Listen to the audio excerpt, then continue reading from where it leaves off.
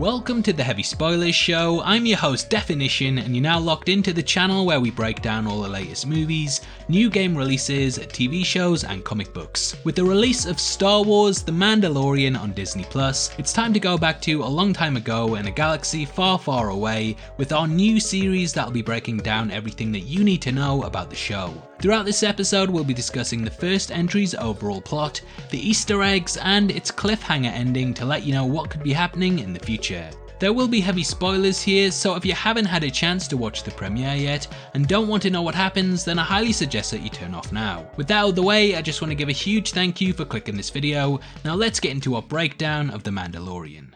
Okay, so the first thing that you need to know about The Mandalorian is that it's set 5 years after the events of Return of the Jedi. The story on the surface is pretty straightforward, with the Mandalorian, played by Pedro Pascal, being tasked with tracking down a mysterious bounty that we eventually come face to face with in the climax of the episode. The contract has been taken out by a character known simply as the Client, played by Werner Herzog, who seems to want the asset terminated, though this comes into conflict as the episode draws to a close.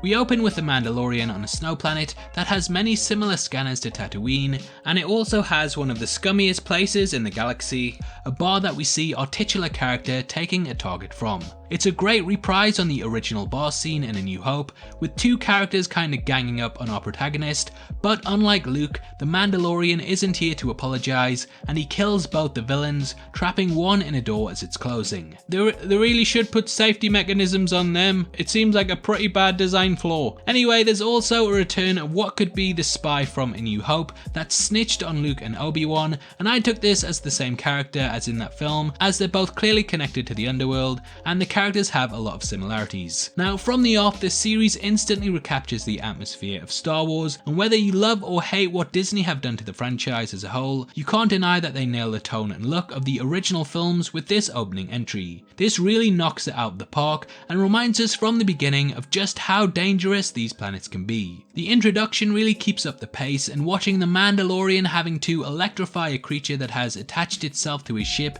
is an awesome way for the series to get its hooks into you. We learn early on that Mandalorians never take their helmets off, and apparently this will be true for the entire series, with Pascal not showing his face once in the season. I guess Jango Fett just liked the feel of Camino on his face, because he seems to have dropped that, but it also imbues the series with a sense of solidarity and gives our character a real mystique to him that feels akin to Dredd and Master Chief from Halo. In the basement of the Mandalorian ship, we discover that he has a carbonite processing unit that he uses to transfer cargo, and I'm guessing Bespin must have mass produced this, because I'm sure it was mainly used for moving minerals and not for people, but hey, it's a nice callback. Mando goes to meet his handler, played by Carl Weathers, who assigns him the task to hunt down an asset for the Client. It appears that after the collapse of the Empire, fuel, credits and so on are in short supply, so when the handler offers him this high-paying job, naturally he takes it. We see a return of the door scanners that were in Return of the Jedi, and the same species as Salacious Crumb, which is being used as a food source. The Mandalorian also comes face to face with stormtroopers possessing dilapidated armor. It looks like they've become mercenaries now in the wake of the Empire's destruction,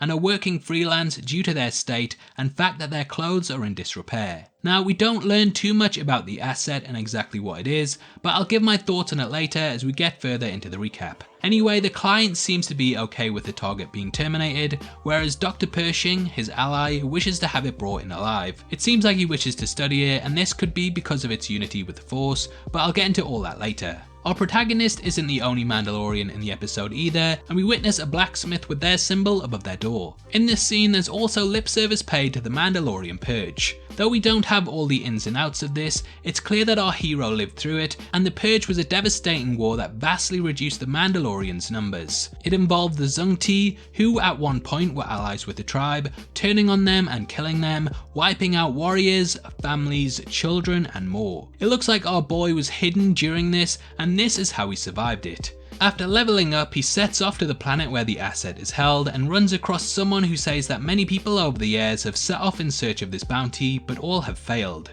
This kinda hammers home how dangerous the asset is, and over the last 50 years it has provided a lot of difficulty for those that have set out to get it. We do learn that the locals of the planet just want the bounty gone to stop bringing in the hunters and mercenaries to the area, and we discover that this is why our guide has decided to help the Mandalorian. After falling off the horse, pretty literally, Mando decides to get back on it, and upon arriving at the compound, finds a bounty hunter droid named IG-11, played by Taika Waititi. IG-11 is a clear play on IG-88, the bounty hunter from The Empire Strikes Back. He was defeated in Shadows of the Empire by Dash Render, but it's great to see something similar to him popping up here. Similar to the Mandalorian, IG-11 has too been commissioned to retrieve the asset. He's probably the standout character of the episode, and whilst he's not as funny as Korg, it's awesome seeing him blast people and work together with Mando. Star Wars was always good at putting together sidekicks, and though his appearance is very short-lived, he definitely steals the scenes that he's in.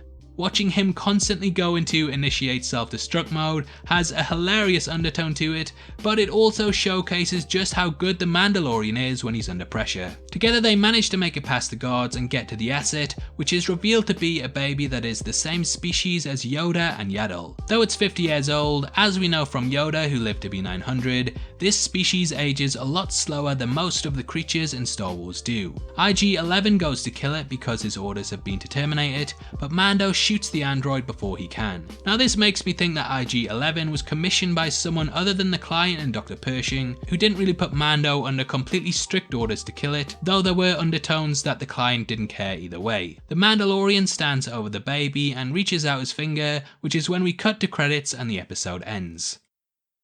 So I actually have a theory that everyone who has tried to take the asset so far over the last 50 years has tried to terminate it, and this is why it has left a wave of bodies in its wake. As the Mandalorian does not, he does not fall victim to the same fate that his predecessors did, and therefore is okay in the end, especially since he demonstrated that he is there to protect it. Though we don't get any confirmation of this, due to things that have been hinted at in the series thus far, I think we can assume that the creature is force sensitive, and therefore at this time in the galaxy, something that, if trained properly, could become a powerful weapon. To me, this is why so many people have been after it, and why Dr. Pershing wishes to study it. As for Yoda's species, George Lucas has never actually given them a name, and nowhere in the canon do we get confirmation of what they're really called. This was because Lucas wanted to keep it all a mystery, and the only other version of this creature that we've seen is Yaddle in the prequels, and we still don't know where their homeworld is and so on. This makes it difficult to discern exactly what's going on, but saying as the only other time we've seen these creatures they've both been Jedis, there is potential here that the story of the show could be travelling the same route. Now I may be completely wrong, but it's the only thing I can really assume at this point in the story from the age of the creature. Going forward off the episode synopsis for the next two shows, we know that the Mandalorian next time runs into trouble with people trying to take the asset from him, so once more we can take from this that it is a very valuable target. For episode 3, the Mandalorian is said to make it back to the client, and hopefully from Dr. Pershing we will get a bit more clarity on exactly what's going on. Now as for the episode itself, I actually really enjoyed it, and the high production values and engaging plot narrative really start the Disney Plus platform off with a bang. There is very little, if anything, to really fault here, and most of the criticisms that I've seen lobbied at the show is that the main character doesn't remove his mask, which therefore makes him difficult to relate to, but I kinda disagree with this. Boba Fett always had an air of mystery to him, and that is one of the things that made him so engaging, and no doubt this show is following a similar aesthetic for the exact same reasons. I am already hooked on this show, and this has won back a lot of the goodwill for Star Wars in me, making a really top-notch first episode that, as far as premieres go, really stands out as one of the best. The Mandalorian is awesome, and if you're unsure about whether to join Disney Plus or not, then this is a strong indicator of why it's a good idea to sign up. I really can't fault the show, and it was an amazing 40 minutes that I'm desperate to see more of. The Mandalorian episode 1 was great, and that's why it gets a 9 out of 10. Now obviously I'd love to hear your thoughts on the Mandalorian episode 1, as well as what your theories for the future are. Make sure you leave them in the comments section below because I'd love to read them, and if you enjoyed this video then please give it a thumbs up, and make sure you stay locked to the channel for breakdowns of every episode as they're released. If you want to watch us discuss more TV shows in depth, then don't forget to check out our breakdown of the new HBO series Watchmen, which will be linked at the end. We go over everything you need to know about the show, so it's definitely worth checking out if you want to know more. If you want to come chat to me after the video, then make sure you follow me on Twitter at DeffinitionYT, or head over to my Discord server, which will be linked in the description below. We drop videos on there early, so if you want to see stuff before anyone else, then that's the best place to be. It's free to join and we have an awesome community, so hopefully I'll see you over there very soon. We're also giving away a free copy of the Marvel Phase 3 Part 1 box set on Blu-ray, which contains Civil War, Doctor Strange, Homecoming, Ragnarok and more, and all you have to do to be in with a chance of winning is like the video, make sure that you subscribe to the channel and leave your thoughts on the Mandalorian in the comment section below. The winner's going to be chosen on the 15th of November and the set will be shipped out from then to whoever gets the prize, so best of luck to everyone who takes part. This is a channel for people who are never missing television, so if that's the kind of thing you like, you need to subscribe to Deffinition. Thanks again for taking the time to watch this, you've been the best and I'll see you next time. Take care, peace.